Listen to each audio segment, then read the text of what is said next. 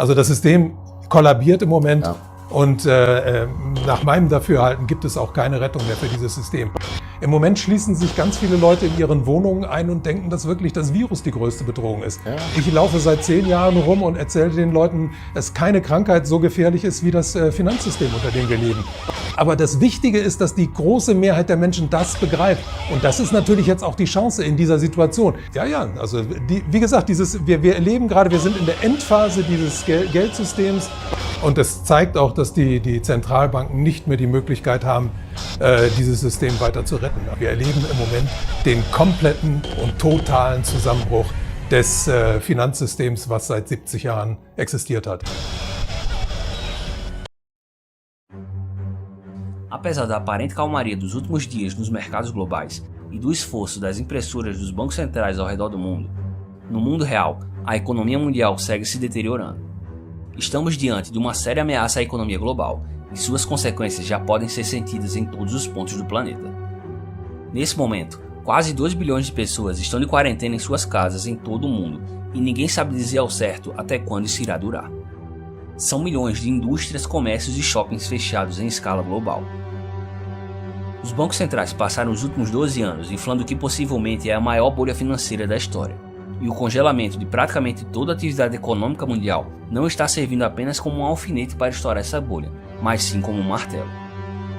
As previsões de crescimento do PIB das maiores economias para 2020 são cada vez piores, e a cada semana de quarentena que se prolonga, piora um pouco mais. A quantidade de empresas e empregos ameaçados é aterradora.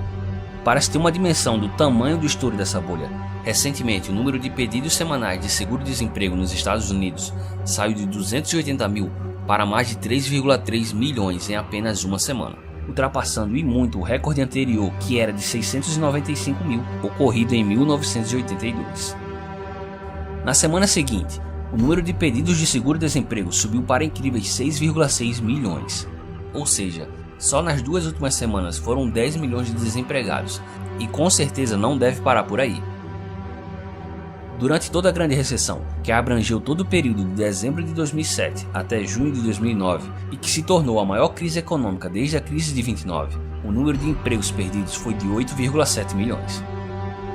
Na crise atual, esse número já foi superado em apenas 2 semanas. Porém, esses dados demoram a entrar nas estatísticas oficiais de desemprego medidas pelo governo. Entretanto, segundo estimativas do jornal The New York Times, a taxa de desemprego nos Estados Unidos hoje já é de 13%, a maior taxa de desemprego da história americana desde a Grande Depressão. E volto a repetir, tudo isso em apenas 2 semanas. A expectativa do secretário do Tesouro americano é que a taxa de desemprego fique acima dos 20%, e segundo estimativas do banco Morgan Stanley, o PIB americano deverá cair 38% só no segundo trimestre. Isso dá uma real dimensão inicial do desastre que temos à nossa frente. Nesse cenário, talvez o setor mais comprometido pela crise hoje seja o setor de aviação. Com fronteiras bloqueadas, aeroportos fechados e custos altíssimos, essas empresas começam a acumular prejuízos enormes, e a previsão é de que até o final de maio, grande parte das empresas aéreas do mundo todo entrem com um processo de falência. A situação do setor bancário também não é diferente. Há uma evidente crise gigantesca de liquidez nos mercados bancários. No Egito, os bancos limitaram a quantidade de dinheiro sacado por cada cidadão. Na Europa, os bancos cortaram essa semana o pagamento de dividendos aos seus acionistas. Nos Estados Unidos, pessoas estão sacando dinheiro em ritmo frenético, fazendo com que falte dinheiro nos caixas, o que está impossibilitando até mesmo transferências eletrônicas, chegando ao ponto de o órgão federal que assegura depósitos bancários, uma espécie de FGC americana, está fazendo anúncios em redes sociais para garantir a solidez do sistema bancário, mas que aos olhos dos cidadãos soou muito mais como um apelo para que as pessoas não saquem seu dinheiro dos bancos. Entretanto, essa busca desenfreada por liquidez não está se refletindo apenas no setor de aviação e no sistema bancário. A busca por liquidez está atingindo todos os mercados, desde o mercado acionário até o mercado spot de metais preciosos, o que até certo ponto é comum em momentos de crise. Porém, algo que não é comum e que vem chamando a atenção do mercado financeiro é a busca por liquidez nos mercados de títulos da dívida americana. Por ser considerado o mercado mais seguro do mundo financeiro, em momentos de crise, investidores fogem em direção aos títulos da dívida dos Estados Unidos, mas não foi bem isso que aconteceu desde o estouro da crise atual. Não é difícil achar reportagens com comentários de profissionais que trabalham há 20 ou 30 anos no mercado falando que nunca viu isso acontecer antes. Essa falta de liquidez global está gerando principalmente uma busca desesperada por dólares, já que 60% das reservas cambiais, 80% dos pagamentos globais e 100% das vendas de petróleo no mundo todo acontecem em dólar. O dólar é a moeda de reserva mundial e, por esse motivo, inúmeras dívidas que continuam sendo cobradas são cobradas em dólar. O principal meio de obtenção de dólares por outras economias acontece através do comércio internacional. Entretanto, como toda a atividade de comércio global está congelada, a falta de dólares está se tornando cada vez maior ao redor do mundo. Nessa busca desesperada por liquidez, alguns países estão vendendo suas reservas cambiais, que em grande parte são compostas por títulos da dívida americana, para obter dólares para conseguir pagar suas dívidas. E isso está fazendo com que o mercado de títulos americanos não se comporte como deveria, pois à medida em que a deterioração da economia e a consequente busca por liquidez avançam, a oferta desses títulos lançados no mercado está aumentando. Ou seja, ao contrário do que é esperado, está ocorrendo uma fuga de investidores para longe do mercado de treasuries, como são mais conhecidos esses títulos. Só nas últimas semanas, aproximadamente 100 bilhões de dólares em títulos da dívida americana foram despejados por bancos centrais de outros países, a maior venda mensal da história do mercado de títulos da dívida americana. Ao mesmo tempo em que governos e bancos centrais, além de outros credores do governo americano, estão se livrando dessa dívida, o próprio Tesouro americano precisa emitir novos títulos para financiar o déficit cada vez maior do governo, o que faz com que a oferta disponível desses títulos aumente, ao mesmo tempo em que aumenta também a desconfiança de seus credores sobre a capacidade que os Estados Unidos possuem de pagar sua própria dívida. Quanto mais a economia se deteriora, mais o governo americano aumenta o seu déficit, e quanto mais ele aumenta o seu déficit, mais ele precisa de financiamento, e quanto mais financiamento ele precisa, menos financiadores ele consegue e mais títulos da dívida ele tem que emitir, o que acaba aumentando ainda mais o seu déficit. É uma verdadeira espiral da morte. Todo esse excesso de oferta de treasuries está sendo absorvido pelo Federal Reserve e sua impressora mágica, que nos últimos dias tem trabalhado como nunca. O Fed, que hoje já é de longe o maior detentor dessa dívida com 3,2 trilhões de dólares, continua aumentando a quantidade de treasuries em seu balanço patrimonial e vem anunciando uma série de medidas sem precedentes para conter esse problema da liquidez global.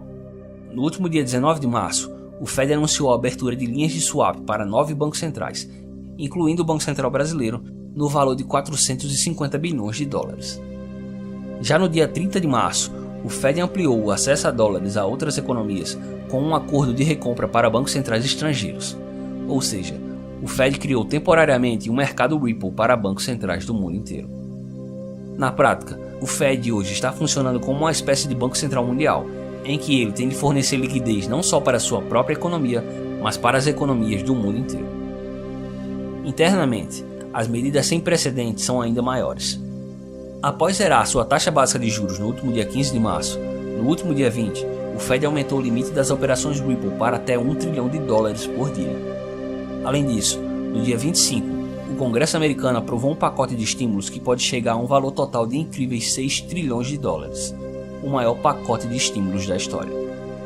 Dentro desse pacote estão medidas como enviar cheques com 1.200 dólares para todo cidadão americano que receber menos de 75 mil dólares por ano e mais 350 bilhões de dólares para pagamentos de salários de pequenas e médias empresas. Além disso, o Fed anunciou um programa gigantesco de compra de dívidas corporativas, ou seja, dívidas emitidas por empresas. E como se isso não fosse o bastante, o Banco Central americano está cogitando seriamente em comprar ações diretamente na Bolsa de Valores. Mas tudo isso não foi o suficiente. Menos de uma semana após a aprovação desse gigantesco estímulo de 6 trilhões de dólares, já temos em tramitação mais um pacote de estímulo no Congresso americano. Somente neste mês de março, o Fed aumentou seu balanço patrimonial em aproximadamente 2 trilhões de dólares, e hoje, enquanto gravo esse vídeo, o balanço do Fed já está prestes a alcançar a inédita marca dos 6 trilhões de dólares. Esse é um caminho sem volta, e a tendência é que a quantidade de dinheiro sem lastro injetado pelo Fed nos próximos meses se intensifique ainda mais, o que levará o balanço do Fed para no mínimo 10 trilhões de dólares até o final deste ano, podendo alcançar valores ainda maiores. Como está ficando evidente, o Fed simplesmente abriu mão de qualquer senso de razoabilidade e foi para o tudo ou nada para impedir o colapso da economia americana, abrindo mão inclusive da sustentabilidade da sua moeda. Mas você pode me perguntar, por que o dólar estaria em risco se eles já fizeram isso antes em 2008 e deu certo? Por que agora seria diferente? Dessa vez é muito mais perigoso, porque além da proporção da injeção monetária ser bem maior do que a da última crise, o Fed não se limitará a injetar dinheiro somente no sistema financeiro, como ocorreu no período pós-quebra do Lehman Brothers. Dessa vez, o Fed irá injetar dinheiro diretamente na conta de cada empresa e de cada cidadão americano, como aliás já começou a fazer. Ou seja, o Fed dessa vez irá injetar papel moeda sem lastro diretamente na economia real. E a depender da contestada efetividade dessas medidas iniciais, é bem provável que ao perceber a falta de reação da economia, já que em momentos de instabilidade as pessoas tendem a entesourar todo o dinheiro que recebem, o Fed injete quantias cada vez maiores de papel moeda sem lastro na economia real, até o ponto em que as pessoas comecem finalmente a gastar esse dinheiro. Mas não porque as condições econômicas melhoraram, mas sim porque elas querem se livrar o mais rápido possível desse papel sem valor. Quando chegarmos nesse ponto, parecerá que a economia está reagindo, mas não irá demorar muito para ficar evidente que o que está acontecendo de fato é que a inflação está saindo de controle. E a única arma que o Banco Central terá em mãos será um forte aperto monetário através de um aumento da taxa de juros. Agora imagina, quais seriam as consequências de um aumento de juros agressivo em uma economia combalida, em que seu PIB está despencando e a sua taxa de desemprego está explodindo?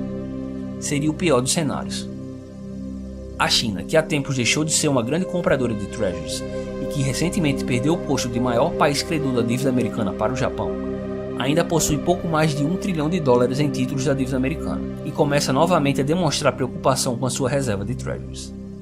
Desde a última crise, o governo chinês vem fazendo uma série de críticas ao modo como os Estados Unidos está conduzindo sua política monetária, e cada vez mais cresce a desconfiança de que a China pode a qualquer momento despejar todos esses títulos no mercado, o que acarretaria consequências terríveis.